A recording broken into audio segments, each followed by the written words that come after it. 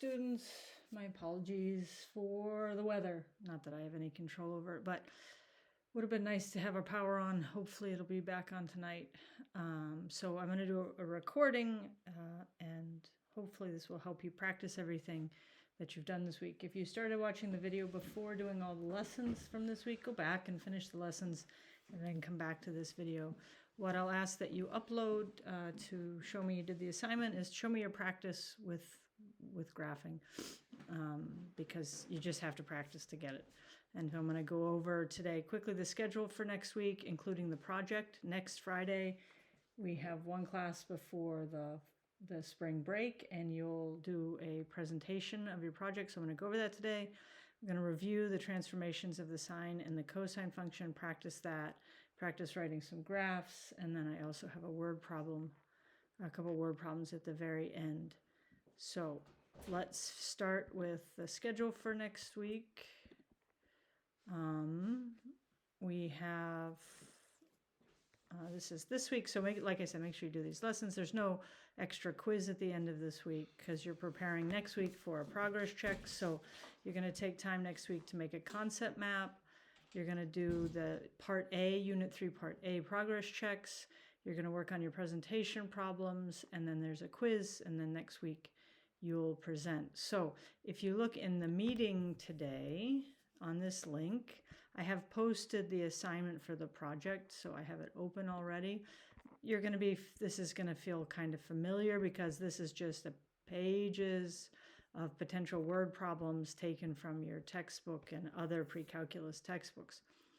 And there's kind of different kinds of sine problems that we have, sine cosines. There's springs and spring-related objects. We can talk about sound, moon and stars, water and ocean waves, electrical currents, radio waves, and there's a few other kind of mixed biological applications. So what are you interested in, right? First step, pick what you're most interested in. Do some background research so you can clearly describe what are radio waves and how do they relate to the sine and cosine functions, right? You need to solve just two problems that are related to your topic. And then you're going to create a presentation that's between 2 and 5 minutes that you'll present next week. You'll present the problem to the class. If you can't present next week, there'll be a place for you to post a video. And then you're going to make constructive comments to your others. So I have lots of problems here. If for some reason you can't find two problems that are on the same topic, tell me, we can find another. But I want you to solve problems from here and not find other problems unless you ask me kind of in advance. So that is our project to practice the word problems from this unit. And then that gives you, go back here. So that's what's going on next week. And I think just before I have a place here for you to upload your presentation problems that you've solved so that I can see what's happening. I put an extra review of all of Unit 3, Section 1, so if you need extra help, you can practice that. And then there's also a place to do corrections for the quiz. Remember that if you work on this in advance next week, you'll have plenty of time to finish all of that and do the corrections before the end of the week. And as always, if you need extra time, tell me in advance. All right, so that brings us to today's practice. I kind of like this one. The sine wave is kind of fun, but it's so much pun.com, right? That's kind of made me laugh. All right, so first things first, can you just quickly look at kind of more simpler functions and decide, is it a vertical translation, a horizontal stretch or compression, a vertical stretch or compression, a horizontal translation, or a reflection? So just pause the video and see if you can match. Oh, and do I have, nothing's covered up? Nope, nothing's covered up. All right, so when you're done, you can replay. Hopefully you saw, a negative out front makes it a reflection. Horizontal translations, those need to be with the variable, so x or theta. Vertical translations, we have the theta, and then outside of that, we're moving it up or down. And here's what's kind of interesting, or if you think about it, there really is no difference between a horizontal and vertical compression. So those both line up there. It doesn't really matter. Nothing is different in what we see in terms of the function notation. Horizontal stretches and compressions and vertical stretches and compressions are the same. So I summarized all of this for you. I think this is a very good table, kind of using the same information there. If we think of the letters, obviously this big letter A, B, C, D, though we can use whatever letters we want. What we're really looking at is what its relationship. So A is the value outside, so A multiplied by this. D could be K, right? Sometimes we use the letter K. It's being added to it at the end. And then we have these two sets of brackets, which we're going to look at kind of what that means there. And we can see these things are all color-coded nicely. So we're going to talk about why does this matter, because obviously we could distribute this. It could be bx minus bc. We're going to see that a little bit today, but we really want to, if we can we really want the value of x to have a 1 here, and then that allows us to see the horizontal translation. If we have some value multiplied by b by the x with the value being also here, then we can't see that left-right translation. And remember, the value of b helps us find the period, because the period of the sine and cosine function is 2 pi divided by b. And so we need to have that kind of hanging out here by itself. So you practiced a lot of these this week, but I think it's a really good, I'm first we'll look at 11 and 12. What's really important is that you can identify the amplitude, the period, the midline, the frequency, the maximum value, and a minimum value by looking at the function. Graphing it obviously helps you do that. So go ahead and pause the video and see, can you graph 11 and 12? And then we'll look at those two together. And then I'm going to move this up a little bit, because you can also try later to practice 13 and 14, not letting it trick you that this could be minus 3, and you could put the plus 2 over here, right? Don't let that trick you. Same thing here. This is 4 sine of 2/3 x minus 3. Doesn't matter whether the 3 is there. So go ahead and pause the video for as long as you need to and see if you can graph it and fill in the values. And then when you're ready, just restart and we'll check these. All right, so you're ready to go. You've graphed these, and we can see that this -1 shifted our graph down 1. The 3 made the amplitude 3, right? So this was a sine function, so normally it would start right there at 0, 0. Start is obviously, it's not really starting anywhere, right? It's going on forever, but it's kind of a reference point to start graphing. We would put this point here, but we dropped it down 1. Right, and then we can find the maximum value is going to be 2, because from -1 up to 2, there's 3 there. Our period is, the value of b is just 1, so 2 pi divided by 1 means our period is still 2 pi. And remember, our frequency we talked last week is just the reciprocal of the period, so 1 over 2 pi. And the minimum value from -1 down 3 is to -4, right? And because our period is 2 pi, it makes a lot of sense to just label this as pi over 2, pi, 3 pi over 4, right? So you're counting by pi over 4. All right, 12 is a little bit trickier because we have this 2/3 here, right? So we can see it moves down 3, right? It has an amplitude of 4, but to find the period, we have to say 2 pi divided by b. So 2 pi divided by 2/3, here's where we have to remember our fractions, is 2 pi times, right? When we're doing division of a fraction, we flip over the second fraction. So we have 2 pi times 3/2, the 2's cancel. I'm just left with 3 pi as my period, and that means my frequency is 1 over 3 pi. All right, and I think you can, from the shift down and the amplitude, finding the maximum and min value is pretty straightforward.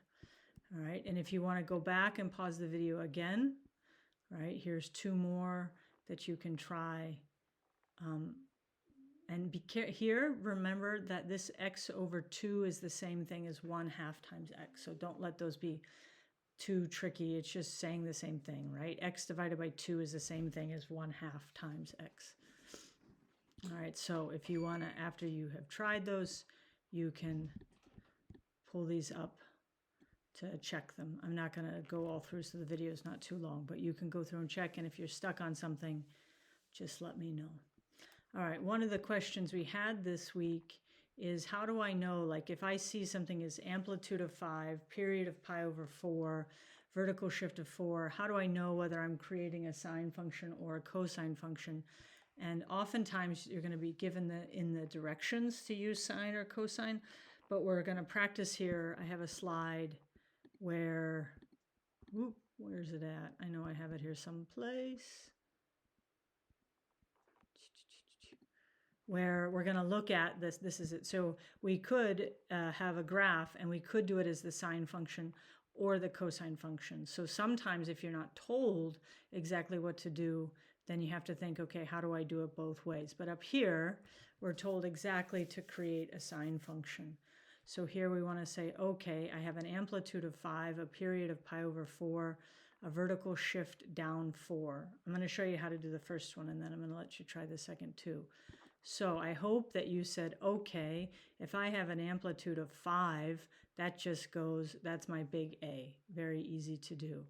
All right, down 4, also easy thing to do, -4. So those would be the two things I could put in right away. Now, I have to think to myself, the period of the sine function is usually 2 pi, but this is 4 pi. So if the period is 2 pi divided by b, 2 pi divided by b equals 4 pi, because that's what the period is.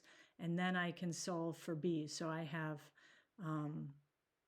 they did weird reciprocals. I would have cross multiplied and solved, but either way, we end up with b equaling 1/2. And again, I could say 1/2 times x, or like we were looking at before, the easier way. Mathematicians are super lazy. They always write things as easy as they can. I have x over 2. So come back here, pause the video, and try 5 and 6. And then when you're done working them out, then you can restart the video and check your answers.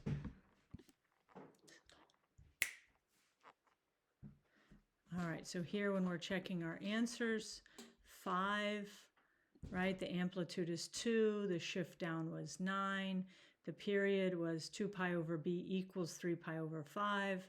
I solve for b, I end up with 10/3 x. And the last one, amplitude is 1, so I don't have to write anything. Period is 4, so I end up with b is pi over 2. And remember, when we end up with something like, when we have a period like that is 4, when I have a b, when I have pi in my values of b, when I go to graph this one, in terms of labeling the graph, right, in terms of labeling this x-axis, I'm not going to need to use, I'm going to be able to label it 1, 2, 3, 4, right? So when the period is 2 pi divided by b, and I end up with pi as part of my period, I want to have that on my x-axis.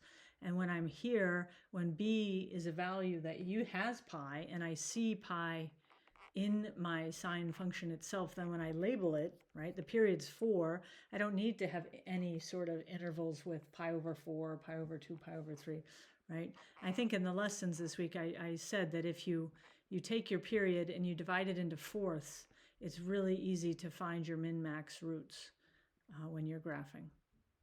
All right, so hopefully those went well. All right, so now we have to talk about, remember at the beginning I said why, I said, why is this written like this, right? Why? And I'm doing this so I can clearly see the value of b for the period, and I can clearly see the horizontal translation, right? So, and this is minus whatever letter you want, right? Minus c, minus h, it doesn't matter, but there's plus or minus the value there. When I first look here, all right, so this means that my amplitude is 2, and b is just 1, and so I can easily see I have a translation to the left by pi over 4. Right, in a second I'm going to let you graph it. But if I look at something like this, I know it's written a little bit weird, but 2 plus the sine of 2x plus pi over 2. I have a value being multiplied right by the x. And this is what I have to factor out. So imagine if I factor out a 2, right? I just have x, and I have to factor out pi. I have to factor out a 2 out of pi over 2. So just kind of think backwards, that if I say 2 times pi over 4, that's pi over 2, right? So now I can see both the value of b and my horizontal translation, all right? And I really like the use of using x's to show where something kind of would be, and then easily seeing how it translates. So if I just had the sine function of 2 sine of x, right? I had no translation. The sine function is starting here in the middle, and then at pi over 2, it's up to 2, then it's back at a root, and then it's at its minimum, right? But I'm going to shift it to the left pi over 4. So I just take this point, shift to the left pi over 4. Take this point, shift to the left pi over 4. I think that's a really easy way of graphing that. And for the next one, right, once I've factored out that 2, well, now I can see my period is just pi, because 2 pi, right, divided by 2 is pi. It's up 2, and then I'm going to deal with this part first. Switch the period and switch the function up. So the sine function would normally be here. I'm moving it up 2, and it needs to repeat itself by pi, right? So it needs to go through one full cycle by the time it gets to pi, because that's the period. And once I have that part in, then I can do the left. I can shift it left pi over 4. All right, that's the clearest way to do the graphs. All right, so you can try 2 of these. So again, pause the video. These are the hardest ones you're going to have to try to graph by hand. All right, see what you can do with them. Don't forget, this one's already factored out, right? X has a 1 here. The 1/2 is already here. Think about how you have to write that so that you end up with these extra brackets. All right, so when you're ready, when you've tried to graph them, then restart the video and you can check your answer. All right, so this one I did kind of without the red stars. I did it in a little bit different way. So I just started off with y equals cosine of theta, so that the cosine starts up, right? And then it goes. All right, so now I have to do so many things here. A is 4, right? So I know it's going to have the max and the min in the midline. It's going to shift, so the whole shift down is 2, right? And the -4 means that instead of it going up to begin with, it's going to go down to begin with, right? I have to change my period, so b is a 1/2. So 2 pi divided by a 1/2 is the same thing as 2 pi times 2. So 4 pi, I can't really see that. Right, so I can't keep going to see this, so I was just trying to roughly sketch out where this would be, and then I have to shift it. I have to shift it over to the right by 2.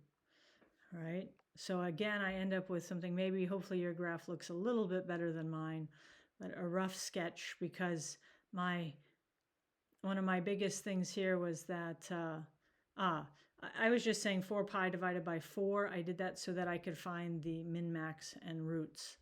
But it's very hard to do when my graph itself that they gave me doesn't have up to 4 pi. So I'm not going to see a full cycle in this one. All right, another one that you hopefully tried. This one I went back to his method because it's not quite as complicated. We can see both of these here. So he did the same thing of using the x's and doing the shift. So you can, I do like that method too, probably neater than my method. All right, here again, we said we have to factor out the 2. So if I factor out a 2 from pi, it's just going to be pi divided by 2. So just remember, I want this to say pi. 2 pi divided by 2 is just pi. All right, so then I can see my shift is pi over 2. I'm up 1. The -2 means that I'm starting down, and then they actually, so he said I was going here, but I'm flecting it and shifting it. So it becomes quite a difficult thing to see, right? So my sine function would be coming,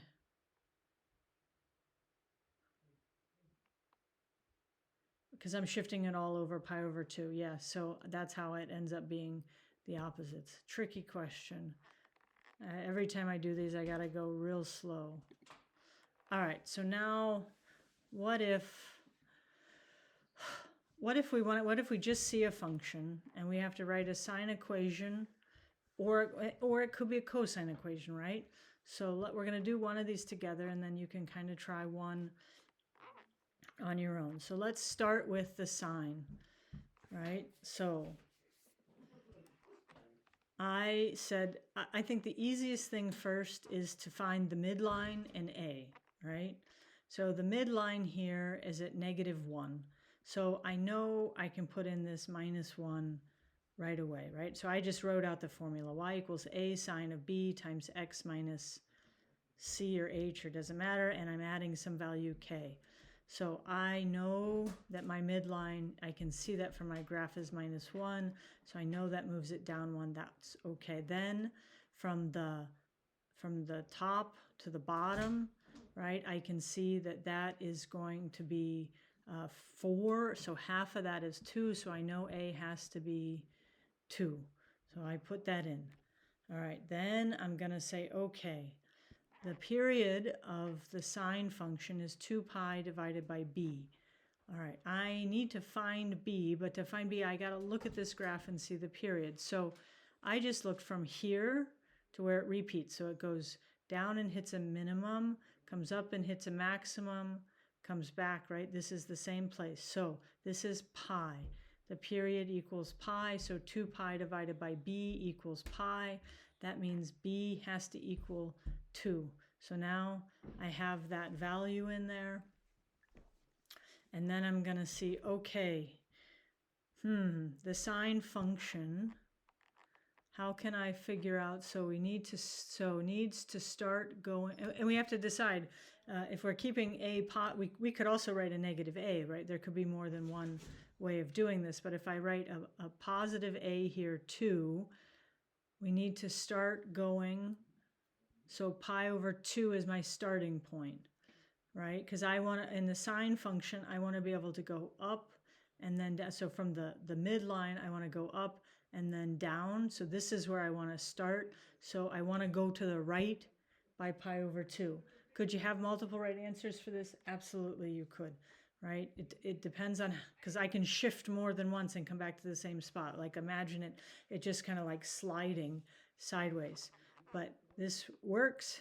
Sorry, I'm going to sneeze.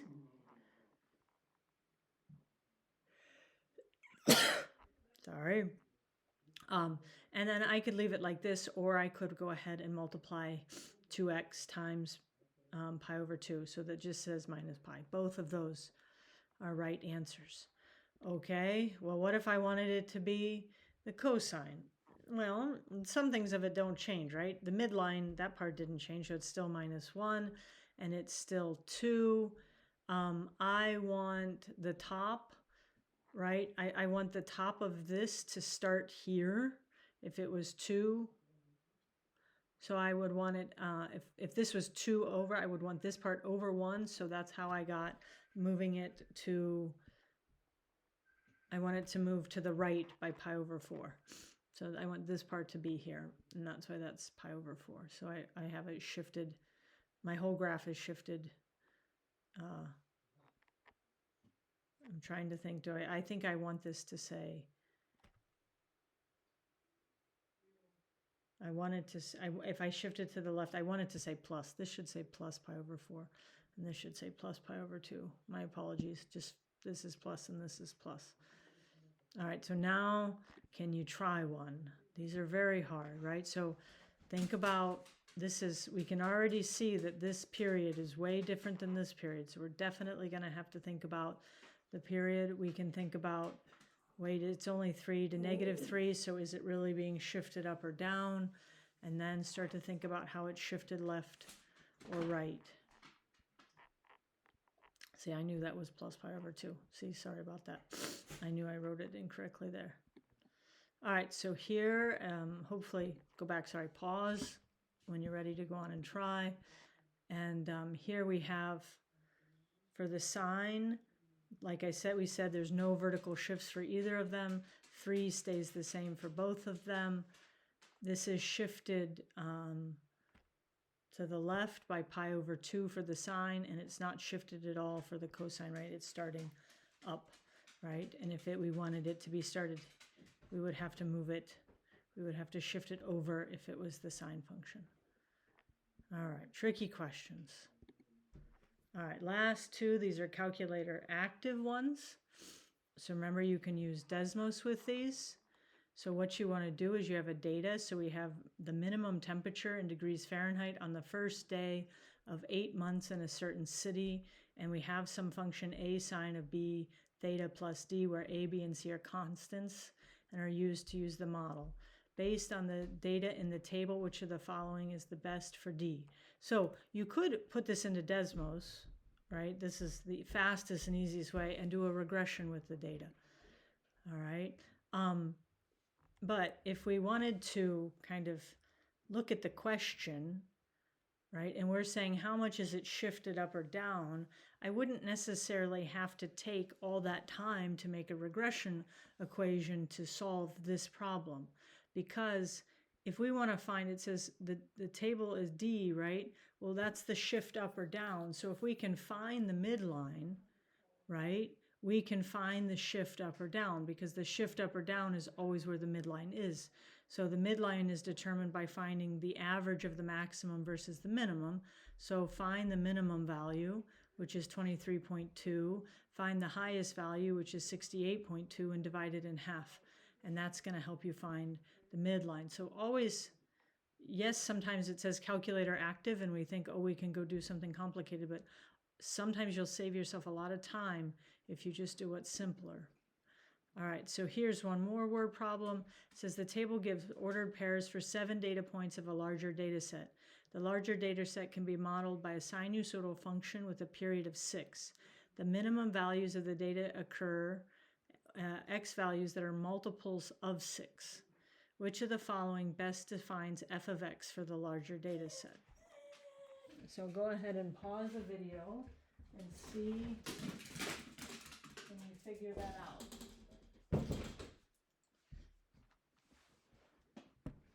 And again, you could make it more complicated than you need to. So when you're ready, this is the last problem. So when you're ready, restart.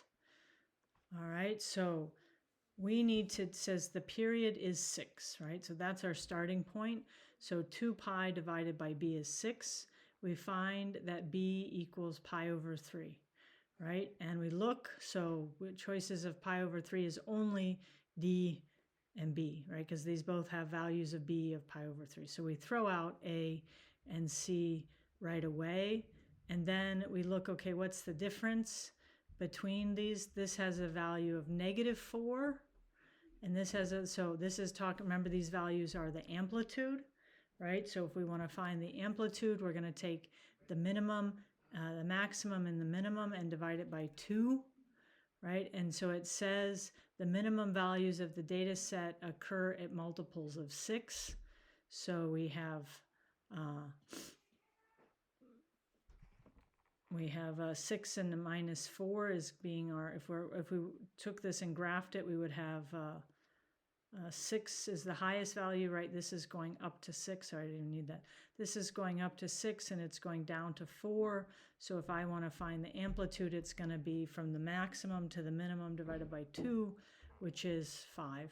And then I can see that D has to be my right answer. So again, taking 2 pieces of information, I can solve this much faster than trying to take a calculator. And this might even be a problem that was a calculator off problem, because it doesn't say the calculator is turned on. So you can go through and practice these as much as you need to. If you want, if you need more questions, all right, I put them up there in 2 ways. There's extra practice here of transformation word problems with answers. And There's also, next week, there's more practice problems. There's another, this is a mixture of all we've done of Unit 3, so there's extra practice problems here too.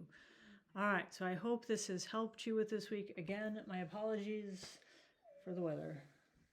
Hopefully, the crazy thing is that by next Tuesday, it's supposed to be something like 16 Celsius, so like 55 Fahrenheit. So this is going to be here for 2 days and then gone. I hope it is Old Man Winter's last visit. All right, have a good weekend and send me problems if you want to go over them together.